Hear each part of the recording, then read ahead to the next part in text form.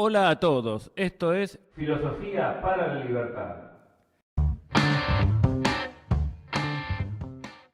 ¿Vos conocés países que defiendan las ideas tuyas donde la gente viva bien y donde no tengas un dictador que caga a palos a la gente que está muerta de hambre? Realmente, digo, con tus ideas. Me extraña que no sepas que nosotros somos una corriente trotskista. Resumiendo algo de los dos videos anteriores, dijimos, basados en fuentes serias y académicas, que Trotsky, el referente de Del Caño y su gente, realizó, entre otras acciones vergonzosas, junto con Lenin, Stalin y otros locos tiranos y asesinos, lo siguiente. Colaboró de manera decisiva a construir un estado totalitario que aplastó a la sociedad civil rusa, aparato que luego, muchos años después, aprovechó Stalin. Militarizó el trabajo sosteniendo con orgullo esta frase absolutamente inhumana: quien no obedece, no come. Además, Trotsky creó campos de concentración para los trabajadores, a quienes Del Caño dice defender. Siempre defendemos los intereses de los trabajadores, de las mujeres, de la juventud. También vimos que, según el historiador inglés Edward Carr, Trotsky era más dictatorial que Lenin y el mismo Stalin, a quien Del Caño, astutamente, culpa de todos los males de la Revolución Rusa, de la burocratización. Me extraña que no sepas que nosotros somos una corriente trotskista, que no defendemos ni los países que fueron dominados por el estalinismo, que se apropiaron de las revoluciones rusas, por ejemplo, que fue una gran revolución. Más allá de que para afirmar que lo que pasó en Rusia a partir de 1917 fue algo positivo, uno tiene que hacer la vista gorda a una enorme cantidad de masacres innecesarias. Solo en la Unión Soviética 20 millones de personas asesinadas. Es notable cómo los comunistas jamás mencionan los costos, es decir, la cantidad de millones de personas asesinadas por sus camaradas conscientemente. Dicho claramente, se hacen bien los sotas, y de que también hay que olvidarse de que el resultado que obtuvieron aplicando las recetas marxistas, como por ejemplo la eliminación de la propiedad privada,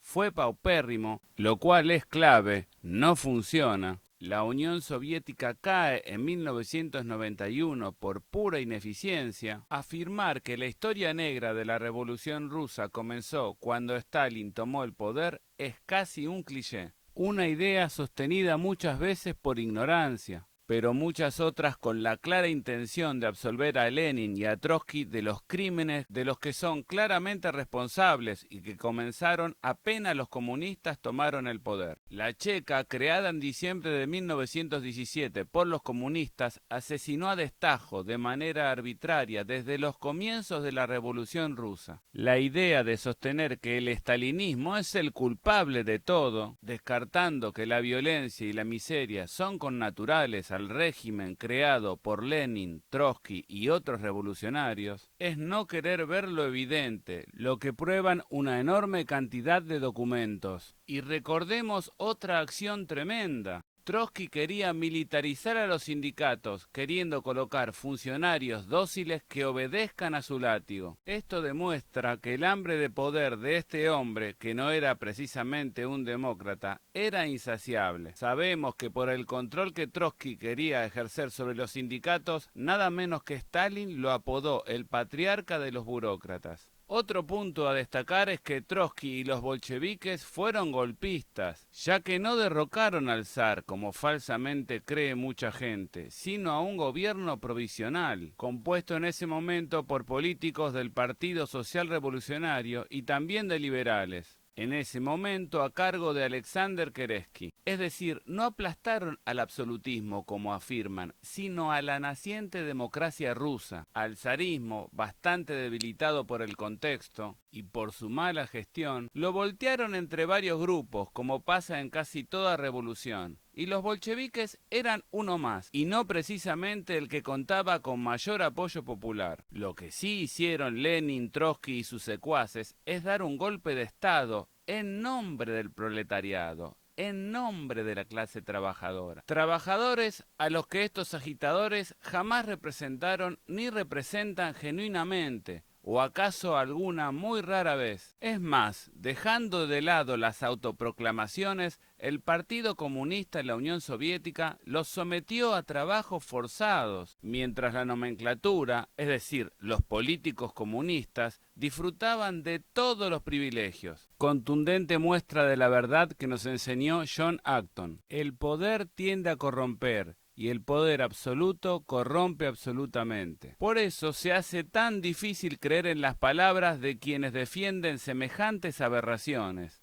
Vote por diputadas y diputados de izquierda, los que sabés que van a apoyar tu lucha en las calles y en el Congreso presentando proyectos a favor del pueblo trabajador. Baste decir que Lenin vivió hasta los 40 años de su madre, quien le enviaba dinero y comida. Así como Marx y su familia pudieron vivir gracias a la ayuda de su amigo Engels, un alemán adinerado de quien se puede decir que llevaba una doble vida. Marx, dicho sea de paso, era bastante crítico con los derechos humanos, era racista y bastante soberbio, temas de los que nos ocuparemos en otra ocasión. Pero volvamos al relato que hacen los bolcheviques sobre la Revolución Rusa y veamos un breve fragmento del video La fe del siglo. En la película Octubre, de Eisenstein, la revolución aparece como una lucha de heroísmo épico. La revolución aparece representada desde el comienzo. Se abrió una grieta enorme entre lo real y lo imaginario, entre la verdad y la creencia, que duró hasta el final del comunismo. Las imágenes gloriosas de la revolución difieren de la realidad en la que unos pocos bolcheviques, casi sin oposición, tomaron control del Palacio de Invierno y de otros puntos estratégicos de Petrogrado.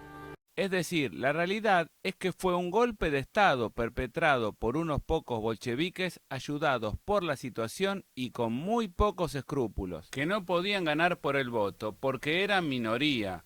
Golpe de Estado contra un gobierno democrático. Por eso los bolcheviques, al estar en minoría en la Asamblea Constituyente, la disolvieron apenas nacida, en 1918. Se entiende que Lenin haya dicho que nada en el mundo nos inducirá a renunciar al poder soviético, aunque hay que destacar que los soviets, consejos de obreros, soldados y campesinos, una especie de asambleas populares, fueron doblegados y puestos bajo el yugo del partido, así como el resto de los partidos políticos y la prensa libre, que fueron eliminados. Con similar espíritu antidemocrático, Trotsky afirmó que la Asamblea Constituyente se atravesó en el camino del movimiento revolucionario y fue barrida a un lado, haciendo gala de una filosofía rotundamente totalitaria. Pero como afirma el documental ya citado de Rodman y Barberis, a pesar de todo esto, sin embargo,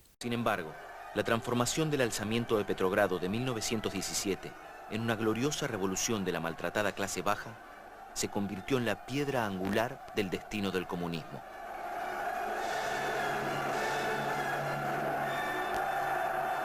La Revolución de Octubre fue un ejemplo a seguir, un modelo para todo el mundo.